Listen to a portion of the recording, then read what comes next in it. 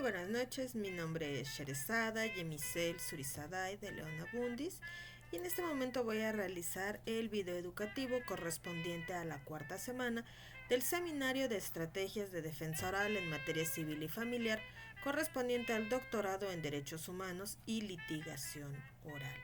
En este caso, nos abocaremos al estudio de las pruebas desahogadas en el juicio oral familiar relativo a la pérdida de patria potestad de una menor. En primera circunstancia deberemos nosotros de revisar el tipo de pruebas que son admitidas en el Código de Procedimientos Civiles para el Distrito Federal hoy Ciudad de México, que se llevan a cabo dentro de las 7 juzgados orales familiares que existen dentro del Tribunal Superior de Justicia de la Ciudad de México. Estas pruebas corresponden a la testimonial, entendida como la declaración de parte, ofrecida u obligada, ya sea que la ofrezca la propia persona o bien que se trate de un ofrecimiento realizado por la contraria. En ambos casos, durante el ofrecimiento de pruebas, tienen los abogados la posibilidad de realizar la pregunta y la réplica de forma ordenada, uno tras otro, a efecto de permitir que las personas brinden la testimonial o la declaración de parte que juzguen pertinente. Otro medio de prueba que se admite dentro del Código de Procedimientos Civiles es la testimonial. En este caso, las testimoniales son ofrecidas por aquellas personas que saben y les consta por haber vivido las circunstancias de las cuales brindan su declaración. Estas testimoniales deben de ser consideradas a juicio del juzgador pertinentes, suficientes y claras respecto de los hechos y la litis planteada.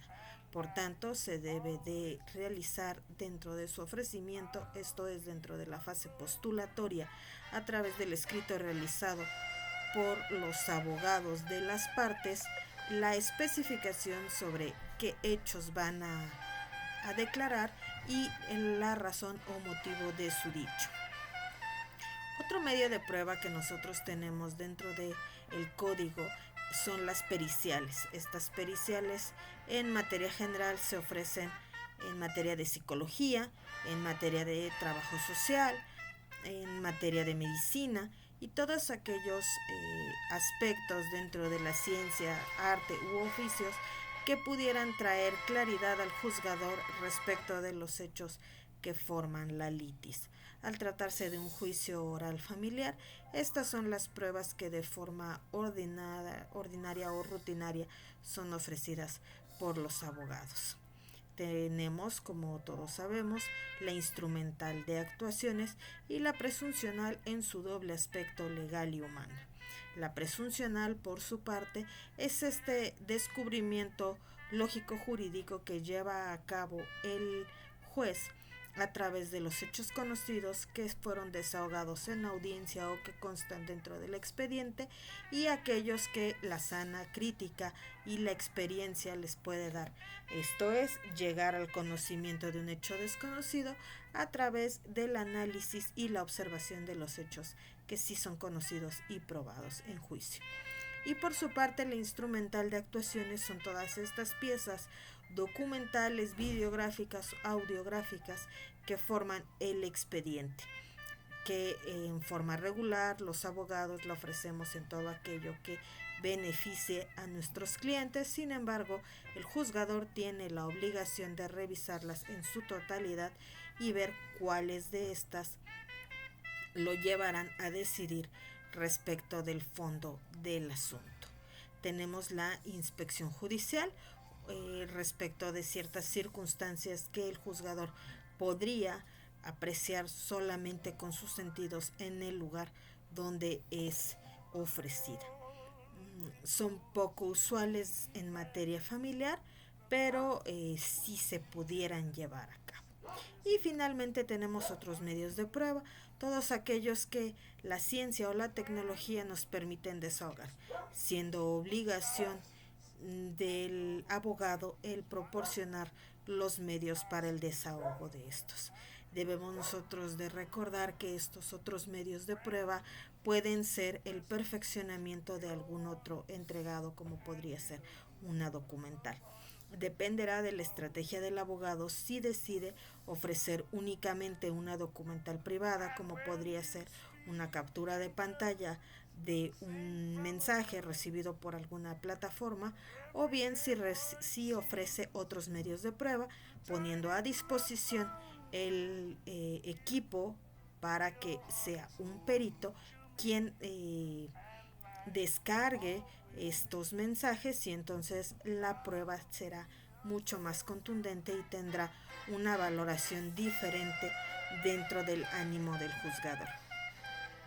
Ahora bien, ya que conocemos los medios de prueba que pueden ser ofrecidos dentro de una audiencia oral en materia familiar, nosotros podemos hablar de los medios de prueba que fueron desahogados por las partes dentro de esta audiencia que pudimos nosotros analizar.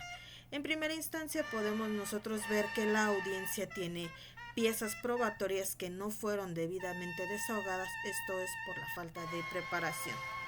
Al ser una postulante de la Ciudad de México, les puedo decir que la Unidad de Gestión Judicial o la UGA, Unidad de Gestión Administrativa Judicial, son oficinas que se encuentran un piso abajo dentro de la torre y del edificio Ernestina Gil, que manejan desafortunadamente los oficios que son oficios y cédulas de notificación que son girados en todos los expedientes de los 7 juzgados orales familiares.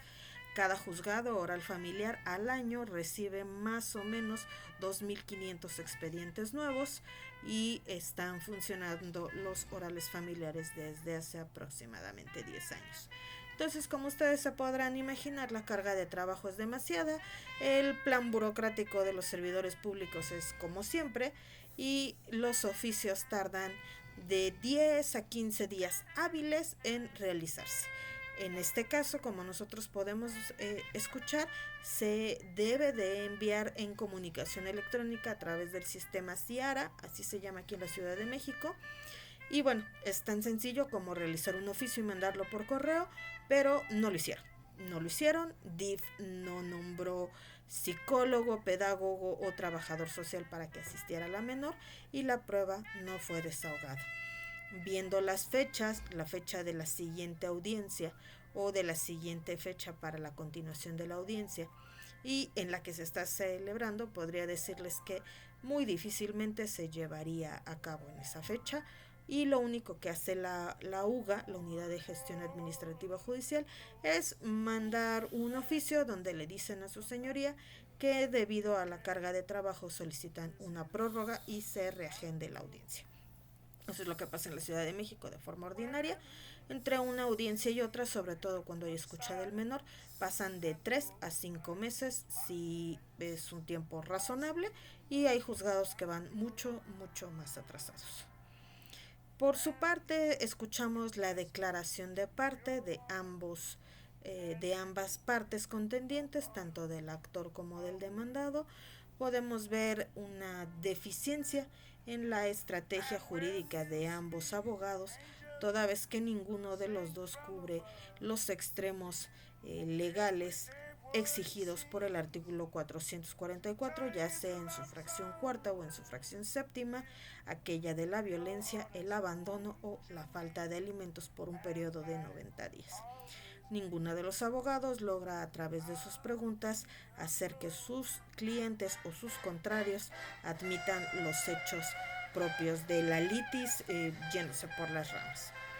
Posteriormente escuchamos las testimoniales de las personas que viven con las partes, quienes de igual forma no son claros, no establecen los tiempos precisos señalados por el Código Civil y de igual manera no permiten vislumbrar efectivamente dónde está la violencia, hasta donde nosotros podemos escuchar dentro de la fracción o la parte de la audiencia que es desarrollada, nosotros nos damos cuenta que no existen las condiciones o no existe el ofrecimiento de las pruebas periciales en materia de psicología entre los progenitores, la menor y el daño o la violencia de la que creen ser víctimas. Aunado a lo anterior, nosotros podemos ver que si bien es cierto la obligación de dar alimentos, esta obligación es intrínseca al deudor alimentario, esto es, en el momento en el que tú eres padre, eres un deudor alimentario y esta obligación es innata, no necesita ser declarada judicialmente. Para un proceso de pérdida de la patria potestad, por lo menos aquí en la Ciudad de México, sí es un requisito indispensable que se pueda establecer cómo es que no se cumplió. Porque efectivamente al estar nosotros ante un derecho y una obligación que es recíproco, esto es, el derecho de recibir alimentos es proporcional a la obligación de darlos. La obligación de darlos es proporcional a la necesidad de quien los pide y a la posibilidad de quien los da. Entonces, aquí nos hablan de que hay 300 pesos a la semana, que se da a veces, que no se da, que la señora dice que llevó útiles hace un mes, que el señor dice que no ha visto a la niña en 6 meses, que la señora dice, el señor admite que tiene 2 meses, un poco más, que no ha mandado dinero para la niña, sin embargo sí otorgó los útiles. Entonces nosotros podemos ver ahí que no cumplimos con el criterio de los 90 días y tampoco hemos ofrecido o desahogado algún medio probatorio que nos permita fehacientemente demostrar la violencia de la que es víctima la niña. Finalmente, lo que nosotros debemos de tener muy claro dentro de esta audiencia son las preguntas que realiza su señoría. Esto es, que ninguna de las partes promovió un juicio previo. No existe un indicio claro respecto de la necesidad o bien de que las partes hayan acudido ante la autoridad. La parte actora, quien solicita la pérdida de la patria potestad, nunca promovió un juicio respecto de alimentos para solicitar que el deudor alimentario proporcionara los mismos. Y por parte del demandado, quien va a perder la patria potestad, nunca inició un juicio respecto de un régimen de visitas. Entonces, la parte actora dice que no le dan alimentos, pero no existe una obligación procesal para ministrarlos, ni la cantidad ni la forma en la que debiera de darse. Y por la otra parte, el demandado afirma que él siempre ha estado pendiente y que le interesa a su hija, sin embargo, pues no existe un juicio que demuestre que él ha hecho algo por efectivamente establecer un vínculo fraterno filial entre padre e hija, así como tampoco ha demostrado que efectivamente cumple con el dar alimentos. Me parece que una pregunta clave que debió de haber hecho el abogado de la actora es cuál fue la última fecha en la que te dieron alimentos, para que de esta forma nosotros pudiéramos establecer efectivamente los 90 días. Resulta relevante el recordar que el señor no ha visto a la niña desde hace más de 6 meses. Sin embargo, la señora dice que la vio hace algunas semanas. Entonces sí podríamos nosotros ahí estar dentro de este vacío de información proporcionada por las partes respecto de cómo se han cumplido con los alimentos para la pérdida de la patria potestad. Aunado a lo anterior, también debemos nosotros de recordar que la pérdida de la patria potestad únicamente por el incumplimiento de alimentos puede ser cambiada, esto es, no existe la cosa juzgada en materia familiar. Entonces, en el momento en el que el padre cumple con esta obligación, puede solicitar de nueva cuenta ostentar esta patria potestad respecto de su menor hijo, puesto que ha cumplido con la obligación y ha salido del supuesto normativo previsto en el Código Civil. Me parece que estos son juicios sumamente desgastantes. Definitivamente, como opera de forma regular en materia familiar, los más afectados son siempre los menores, y es por ello que los juzgadores deben de tener en todo momento presente esta obligación de proteger el interés superior del menor a efecto de que se cuente con las condiciones mínimas de estabilidad psicoemocional para su debido desarrollo. esperando que usted se encuentre muy bien y felicitándolo por el término de esta cátedra muy interesante por lo que hace a estos juicios orales en materia civil y familiar. Recibo un cordial saludo. Buenas noches.